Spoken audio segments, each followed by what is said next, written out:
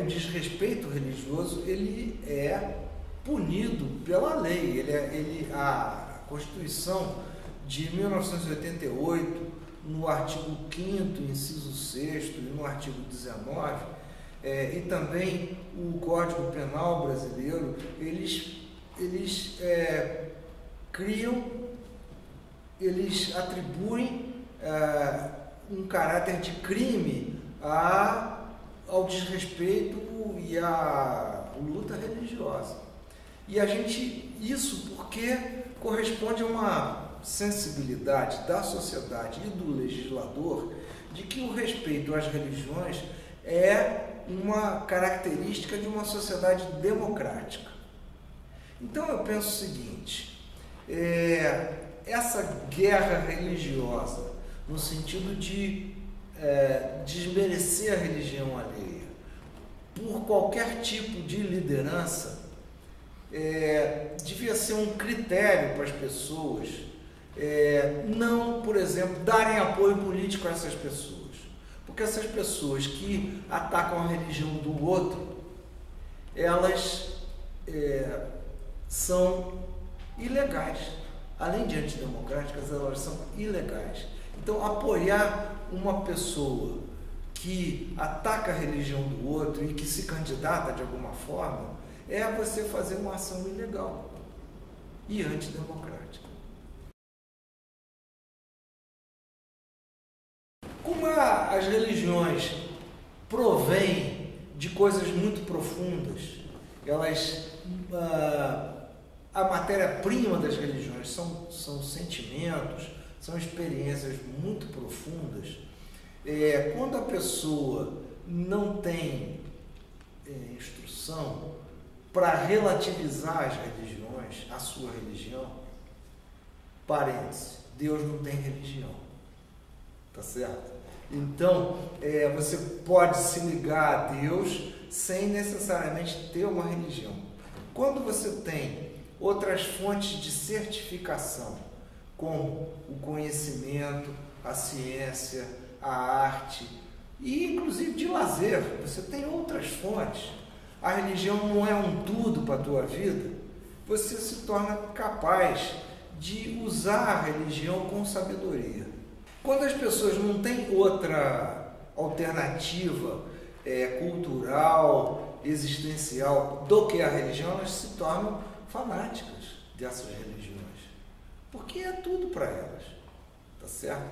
Então, a nossa luta da civilização é fazer com que as pessoas usem com sabedoria do fator religioso, da experiência religiosa.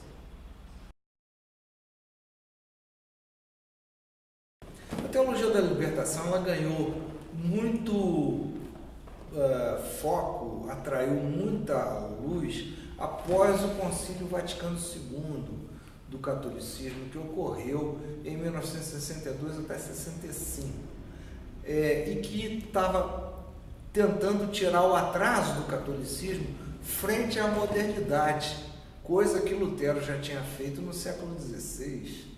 Não é? E o protestantismo foi muito rápido em pegar a mentalidade e os avanços e os desafios da modernidade.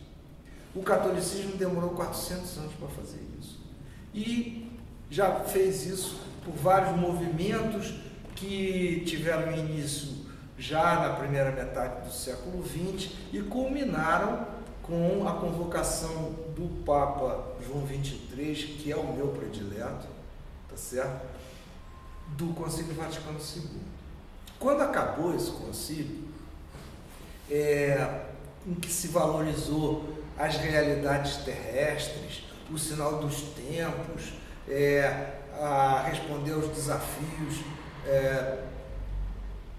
contemporâneos, uma das questões que era óbvio que ia acontecer, sobretudo na América Latina, que era muito católica, é a questão da opressão de classe, da pobreza, e ao mesmo tempo estava ocorrendo na América Latina a consolidação de ditaduras apoiadas pelos Estados Unidos. Os Estados Unidos estavam deitando e rolando na América Latina. Então, o catolicismo, apoiado nas suas bases, que eram pobres e oprimidas, fez um afrontamento a essa situação. Nascendo dessa situação, foi elaborando já, a partir do seu instrumental conceitual, né, adotou o lado do pobre e do oprimido. Né? E aí começou a elaborar, a partir da filosofia moderna, a partir da filosofia tradicional católica e a partir também de uma análise da realidade da pobreza e da opressão política que o marxismo oferecia. Né? Mas não é que ela era marxista, que ela era ateia, mas ela usou esse instrumental. Podia ter usado outro, podia ter usado o keynesianismo e outra, mas não usou. Né? Porque a crítica marxista à situação de pobreza, ela não olhava o resultado, o pobre em si, mas olhava o processo pelo qual populações enormes eram empobrecidas. Então era um processo de empobrecimento que trazia sua marca de ser produto do capitalismo. Então, ao combater, ao denunciar a fábrica de tamanha dor, tá certo? A teologia da libertação se tornou subversiva, sem deixar de ser teologia. Não obstante essa luta religiosa que está acontecendo, que parece até briga de torcida, né? O importante não é tanto o número de fiéis, mas o fulgor da chama das religiões. Se as religiões são capazes de propor uma vida com maior qualidade, com maior vitalidade, essas religiões dependem do número de pessoas. Se elas perderam sua capacidade de influenciar positivamente nos rumos da sociedade, de propor uma melhoria ética para essa sociedade, essas religiões, mesmo que numerosas, elas estão mortas.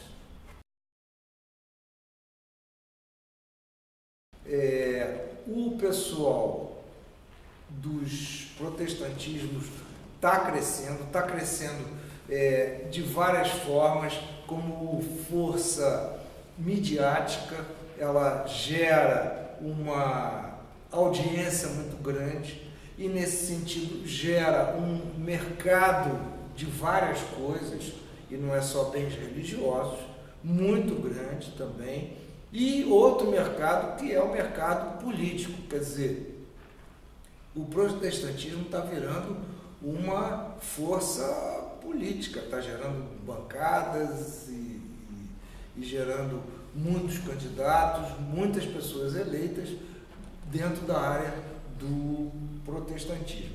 O que não significa que sejam melhores candidatos ou não, ou que isso seja uma força da democracia. Há uma crítica que se faz que, quando você usa a religião para fins políticos, acaba gerando uma tendência das pessoas ficarem uma espécie de curral eleitoral religioso. E isso não é bom para a democracia.